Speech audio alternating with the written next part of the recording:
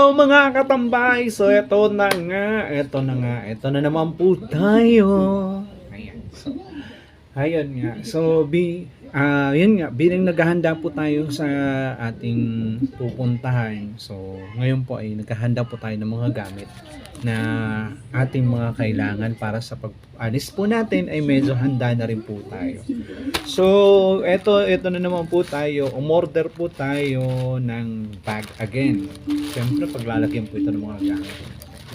Pag tayo. So, umorder po tayo ng bag sa Shopee kasi para hand carry lang lahat ng gamit namin pag umalis kami.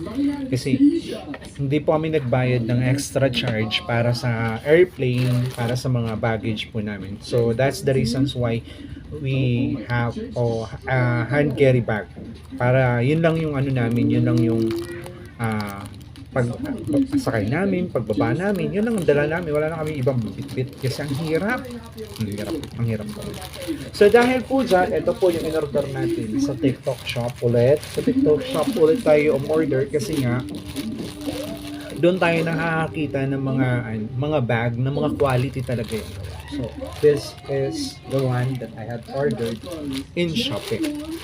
So, para matingnan natin kung ito ba talaga ay good yung quality. So, let's open it.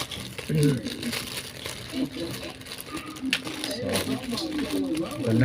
ito na po ang Shopee. Yan, mukhang maganda po siya. Mukha pa lang po siya. So, ito po yung bag na in-order natin. It's about 158 pesos. Ito po siya. So, ito po, maganda yung kanyang quality, tahima. At the same time po ay okay din po yung ano niya sa ilalim. Tahi din po. So, hindi po tayo mahihirapan kasi ano lang po siya.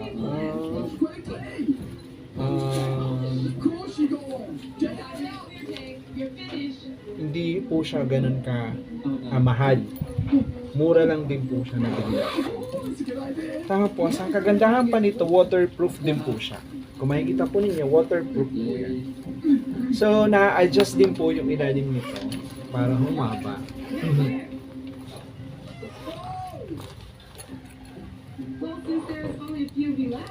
Ito po. So, nadadagdagan po yung kanyang laki. Humaba din po siya. So, meaning, kahit madami-dami tayong dala, okay lang kasi malaki-laki din naman yung bag.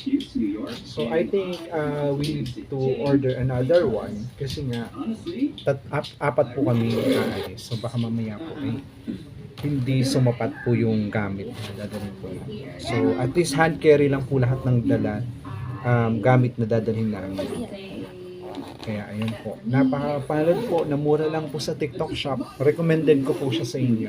Punta lang po kayo sa TikTok shop kasi mura po yung mga bilihin ka. At the same time, ano pa talaga sila? Totally sealed po talaga yung mga bag nila. May ziplock talaga. So, hindi siya putyo-putyo, hindi kagaya nabibili natin sa ibang online shop. Diba? So, yun lang po mga katambay. Kapag nagustuhan nyo po ang aking video, ay maaari po bang pakishare naman. So, yun lang po. Hanggang dito lang po. Mabuhay po tayong lahat. Bye!